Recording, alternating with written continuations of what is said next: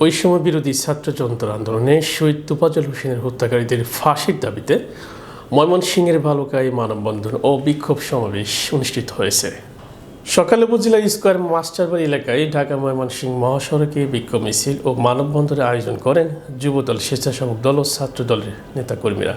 মানববন্ধনে আসামিদের দ্রুত গ্রেপ্তার ও বিচার দাবি করেন তারা। নিহত তোফাজ্জল হবিরবাড়ি এলাকায় ভাড়া থেকে দিনমজুরের কাজ করতেন।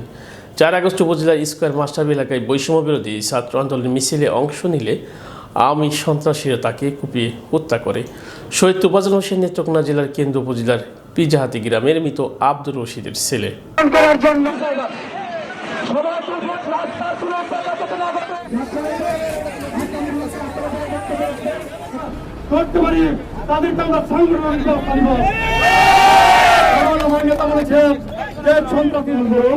এবং বর্তমান আমাদের বাংলাদেশের নেতৃত্বে রয়েছেন আমাদের এখানে আওয়ামী লীগ, যুবলীগ, ছাত্রলীগের যে ক্যাডার বাহিনী ছিল তাদেরকে